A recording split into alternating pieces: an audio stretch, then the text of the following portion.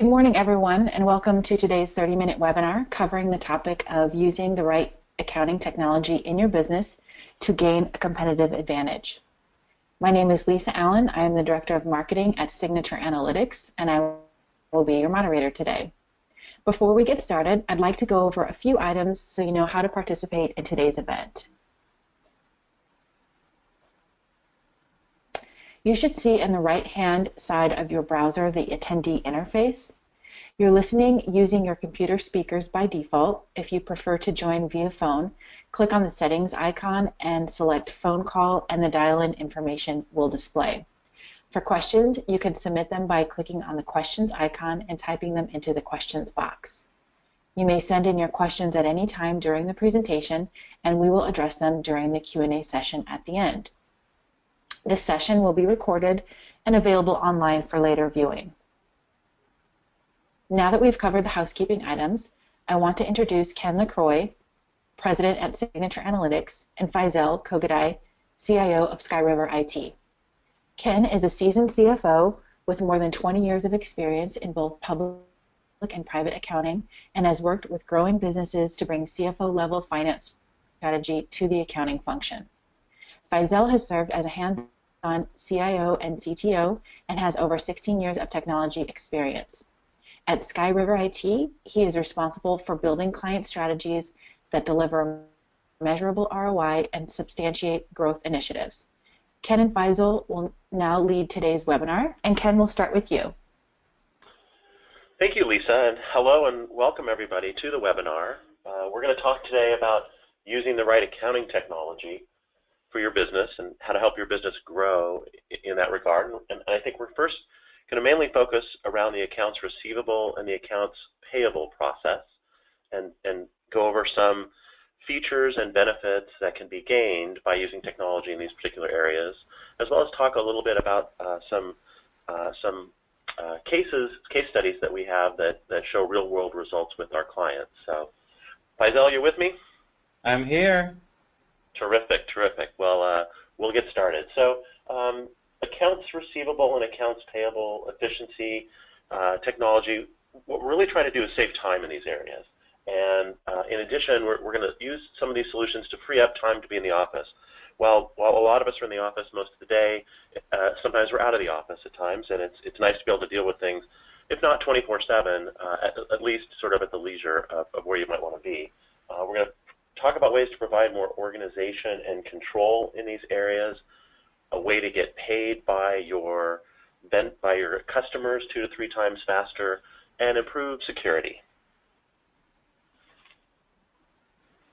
So let's talk a little bit about accounts payable efficiency. And when I talk about accounts payable, I'm talking about the invoices that you receive from your vendors that you pay. So these are checks and money and wire transfers and credit card payments that you make to your vendors for services that are provided, services and goods and things like that. So one of the things that we really like about these tools is it creates sort of this payment approval process where you know, when you're approving these invoices, instead of doing it manually, where things can get tucked behind paper clips or lost on someone's desk or routed around or misplaced, this happens all through a workflow in the cloud and sort of automatically as well. We can set up rules and things like that to make sure that for any particular vendor, these are the particular approvers that are routed for that. So if you have a purchasing department with a couple of different purchasers that handle different vendors, then those approvers are often, are always included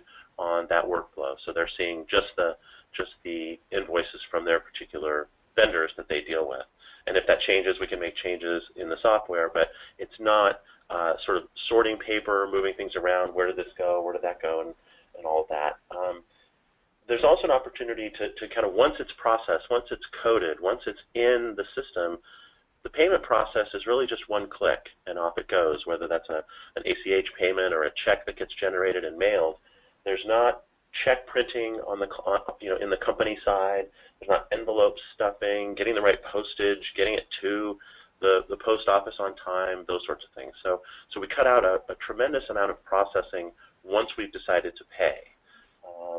Also, with the integrations that are available, the information flows from the sort of the technology platform right into accounting systems. And that differs based upon the different accounting systems that are available, but for the most part, we're making sure we don't enter the information twice. So it's managed in this platform and automatically pushed to the accounting software. If there's a vendor that gets added in the platform, that vendor gets added automatically inside the accounting software as well. So it's a great way of managing the specific needs of accounts payable, but also making sure that the accounting system is updated as well in real time. Hey, and then Ken, finally, go ahead. Question for you here. I had a thought. This never enter information twice. We see that a lot, actually. What are some of the things that could happen if they don't do it? If they actually had to do dual entry? Sure. So it's a great question. First, there's the time lag. So one person is entering it somewhere, and then some other time it gets entered somewhere else. And so the data is not always current. There's also, I thought you updated it. No, I thought you updated it. No, I'm pretty sure I updated it. Sort of, who's on first, Abbott and Costello type stuff. There's also incorrect entry, right? Well, I read that as this. I didn't realize it was that. I transposed a digit. I transposed a number. I got the invoice number wrong. Oh, it was that vendor? I didn't realize it was that vendor. I thought it was this vendor because it sounded pretty close. So those are the things we run into. How about you on your end? Yeah, especially the latter there as far as human error. We see that a lot, where when we automate it, it either works or it doesn't. When it doesn't work, you see it right away. But when it's entered in twice, then all of a sudden we have human error too. And that's harder to detect, and it causes issues down the road. You're right. That's a great point about harder to detect. That is a good point. With these integrations, it either works or it doesn't, and when it doesn't work, alarm bells go off and it needs to get addressed. Whereas you're right, those errors can propagate and sit inside those systems until someone catches them. Great point.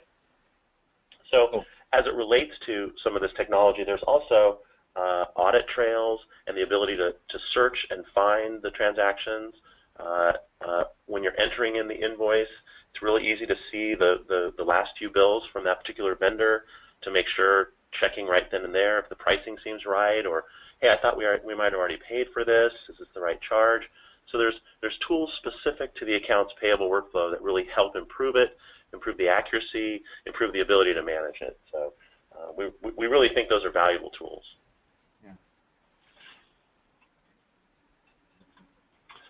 So if we've talked about the accounts payable side, let's kind of switch over to the accounts receivable side. And this is where your customers or clients owe you money, and it's time for you to present invoices to them and to collect from them.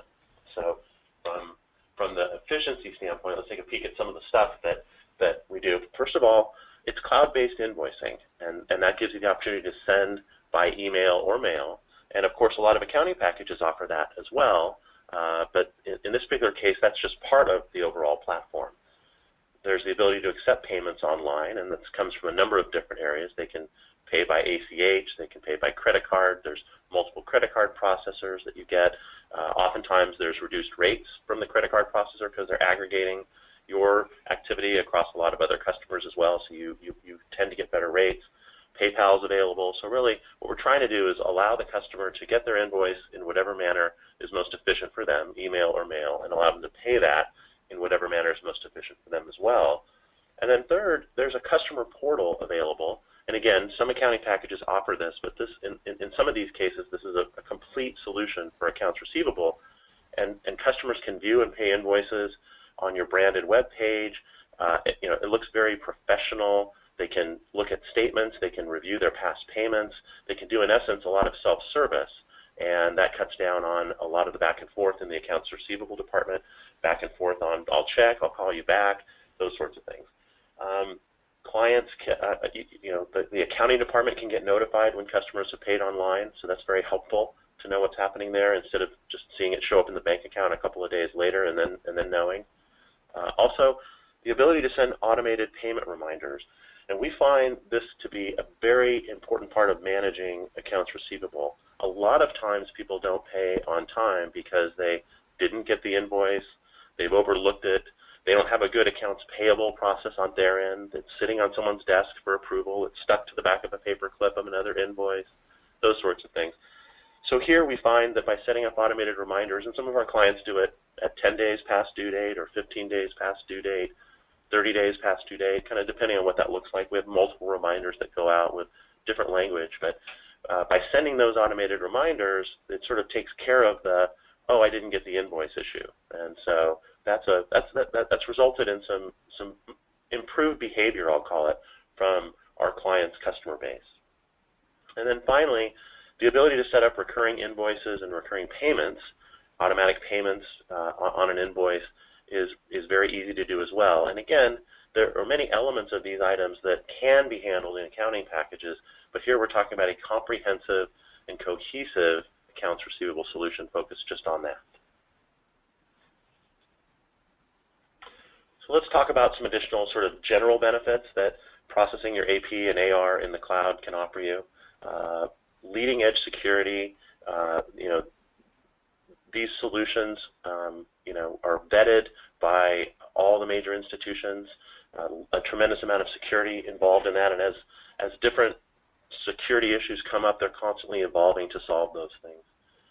Automation of the business rules for payment approvals. So again, we often find that some of our clients' oopses and hiccups and additional expenses occur when someone says, well, I didn't approve that payment, or how come that happened, or I didn't know about that. So this, we always like accountability and enforcement in accounting, and these tools allow that to happen. Also, you can really reduce or eliminate the need for check stock in your office. And so there's not your banking information sitting around. There's not a locked cabinet that you have to open up and access. There's always the need to cut a check occasionally and those sorts of things. But for the most part of your AP processing, checks are not being routed through your office or in a car or between offices with your banking information exposed everywhere. Most of these solutions have the banking information of another institution, not your institution, that's on the vendor check. There's also clear separation of duties, defined roles, so it's relatively easy to make sure you've got that internal control process set up and to make sure that's working. Detailed audit trails, of course, to show who did what to whom with date stamping. List reminders, to-do lists. Hey, there's these invoices that need to be paid. There's these invoices that need to be processed. These customers are past due. There's dashboards available that give you a one-click look at kind of where you stand in your AP or your AR. And then finally, kind of an overlooked aspect to this is the cloud-based document storage. And with that, we often recommend our clients on the accounts payable side put the W-9s for their vendors into the system so that that's available for 1099 reporting, available to make sure you have W-9s for everybody. The contracts that are associated with the customer or with the vendor, so those contract terms are available. So when people are processing an invoice, if they have a question on terms or a question on anything else related to the contract, they can quickly pull up that contract and take a look at it. It's not sitting in someone else's file cabinet somewhere else that they can get to. That takes some effort to get there. Or, well, I'm pretty sure this is right, so I'm not gonna bother to look it up. In this case, it's always available for those answers. And we also recommend that when our clients' customers pay them, that the remittance advice gets attached to that payment on the invoice as well. So everything related to that transaction is always available around that should there be any questions about how the payment was applied, where the payment was applied, what the check number that was used, any of those sorts of things. So it's just a very powerful way of approaching these items. Nice. Hey, Ken. Yep. Hey, about the this automation of business rules for payment approvals that you mentioned. One of the things we had a client do, and I want to get your thoughts on this, is actually say, when we want to pay a vendor, when it's below a certain amount, we want it to automatically approve, and then depending on what the dollar amount is after that, we can then have our AR person approve it, or a controller, and if it's above a certain amount, then it'll require a VP or so to sign off on it and get the approval. So having those business rules depending on the dollar amount. It's a great point, because oftentimes what happens in the approval process is if you're approving too many routine or mundane invoices, then you tend to get sort of a little bit, people tend to get a little bit lazy potentially and not pay as close of attention if there's 57 different invoices from the same vendor that they're reviewing. But if they're reviewing, if the vendor is usually, vendor invoices are somewhere between $150 and $700, and you set up a rule that says anything over $1,500, needs to get routed to the AP manager or the controller or the CFO or the head of purchasing, then those outliers that might come through, say it's a $5,000 or $10,000 invoice that does, that might require additional scrutiny or checking on contract terms or any of those sorts of things, or completion of the duties, those can be routed appropriately. So it really cuts down on a lot of the noise in the approval process, and it really highlights those things that really should have a lot of attention focused on them. So great observation, Faisal. Thank you.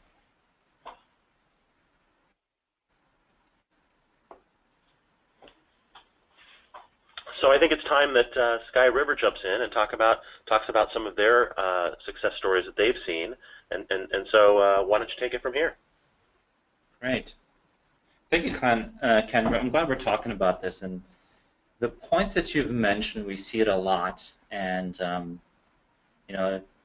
as much as I'm looking to provide value to our attendees here, I'm also looking to show the collaboration that is going on. Obviously, we're talking about accounting, and now we're talking about technology, how to integrate that. There are other ways to integrate and collaborate as well, which I'll describe here. And the experience that I wanted to share is this was a challenge that we had internally in our organization, where it took us a long time for us to get our payments in from our customers. It took on average about 60 days for us to get payment. And our CEO, my CEO at the time, asked me to jump in and take a look at, see what's going on, and to be able to improve that process. And his strategy, his thought was, how about we just go in and at that time we were accepting checks. And he said, how about we go in and accept credit cards instead of checks? So receiving in money faster, see if we can do it via credit cards. But when I analyzed it, I noticed that really didn't really speed anything up. It's nice to have another form of payment, but that really didn't make things happen faster. And there was this gray line where we didn't really understand what was happening from the time we sent out an invoice to the time we got money in. So that was a challenge, and I tried to figure out what does it really take to get a little bit more insight. And something came to me is that one of the things that our company is doing really well is our marketing. Marketing is just on top of their game, and they do very well, and they know when a potential customer responds, etc. So what I did is I took our solution, our accounting solution, which had payment reminders, and I integrated that using marketing as a collaborator. I used their autoresponders. Marketing does drip campaigns. We're using email marketing that we would send out. We would get back replies as to who opened our emails, who's taken action, who's clicked on links, and etc.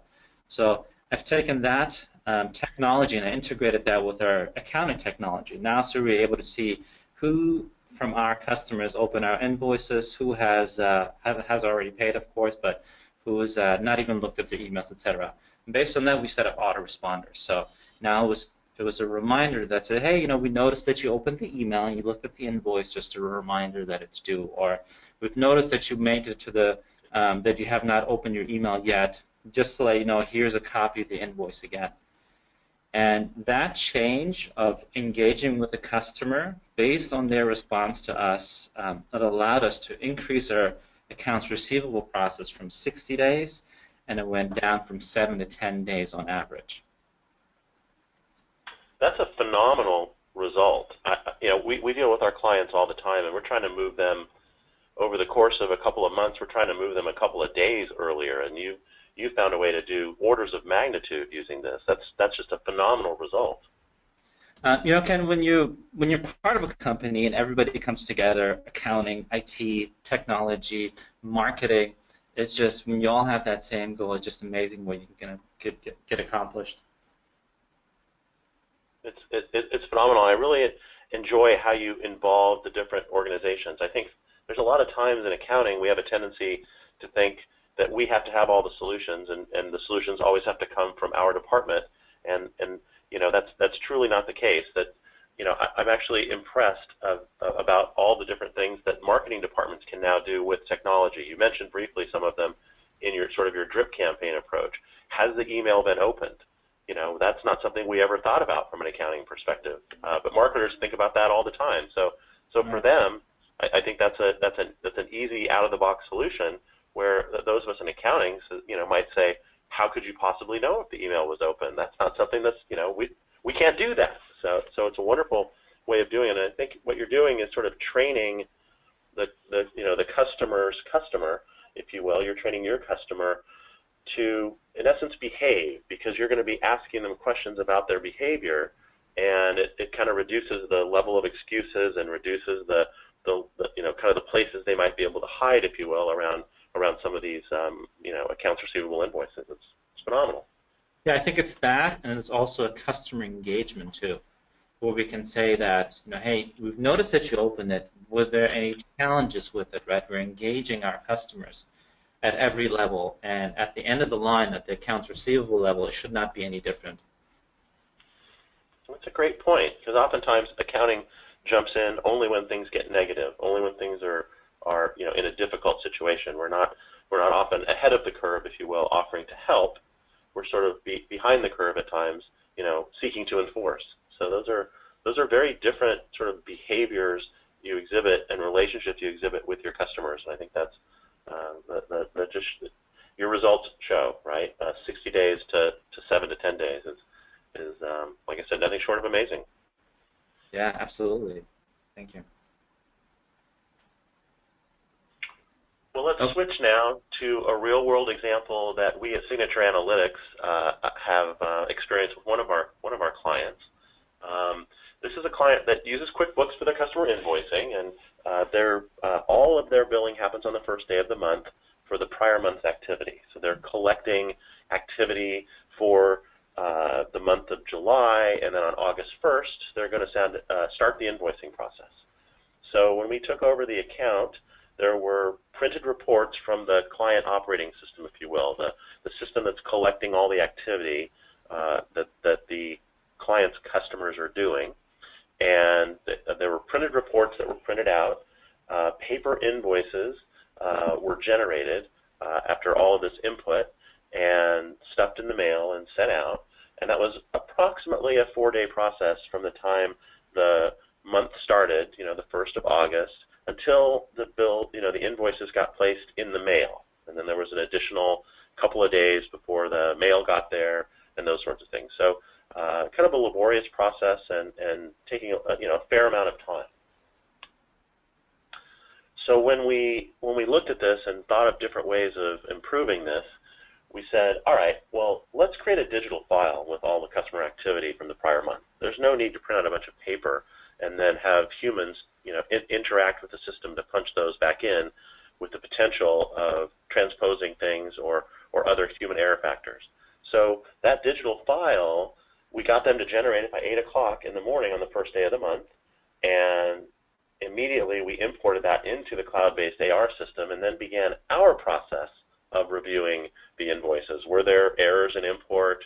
We now, instead of spending a lot of time with data entry, we can spend a lot of time with data review. We can make sure that monthly minimums, for instance, are met. We can look at invoices that are a certain dollar amount over, a certain dollar amount under. That whole management of it, not just the production of it, if you will.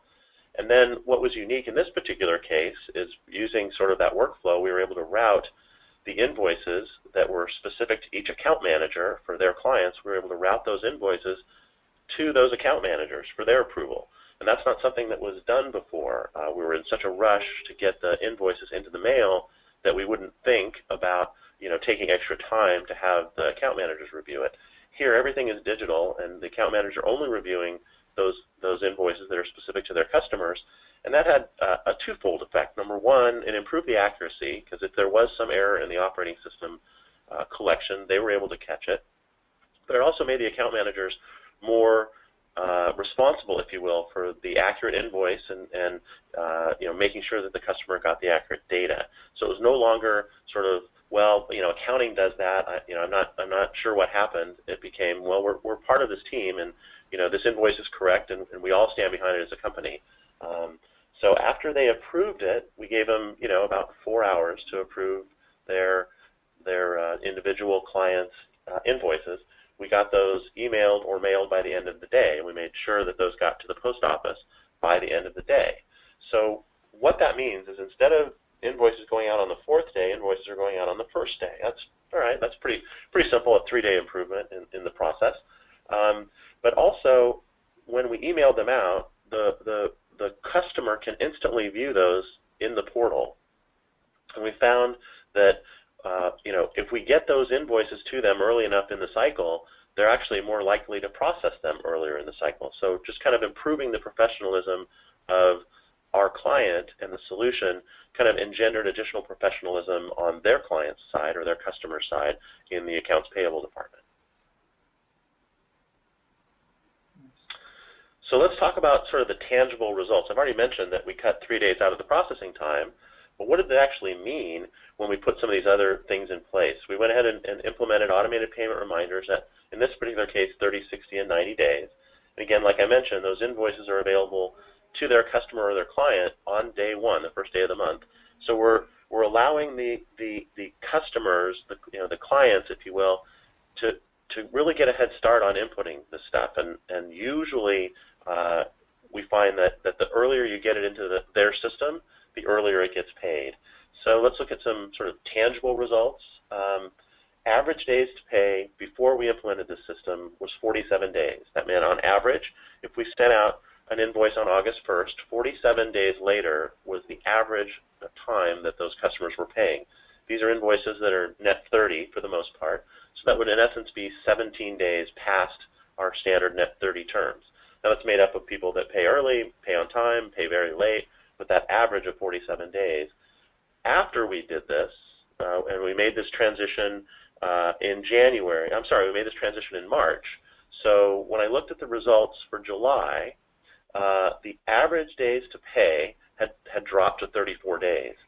Now, we already know that we can expect maybe 3-day improvement because we're getting them in the mail 3 days earlier, but to see an improvement of 10 additional days on top of that, I think really speaks to the professionalism and the sort of, it kind of takes away the I didn't get the invoice piece. It takes away the, well, I'll go ahead and process this invoice because I know they're going to call, because I know I'm going to get a reminder, because I know they're professional, because I know they're going to follow up. So I think on the customer's side, they found that everybody behaved, I think, better, and that resulted in really a true result. And to have cash 13 days earlier means they paid down significant amounts of vendor invoices. They paid down significant credit card. They paid down their credit cards that they use for charging things. It freed up a tremendous amount of cash in the business, and they're now able to use that extra cash and invest in additional sales and marketing help to really drive their sales forward. So cash is a crucial thing to manage. Moving it forward 13 days, or almost 30% better here in this particular case, really made an impact on their ability to manage their business. Wow, that is great, Ken. And when you say professionalism, I also heard, and you tell me if I'm mistaken here, but there's a little bit of proactiveness that goes in there to ensure that that the actions are taken ahead of time, so there'll be less work down the road. You're exactly right. It's really, again, making sure that everyone's working efficiently and effectively, consistently also, and just really setting those expectations for here's the service we provided, here's the invoice you need to pay, we're trying to make it as easy as possible for you to pay it, and so why don't you make it as easy as possible on us by paying on time. Gotcha. Awesome.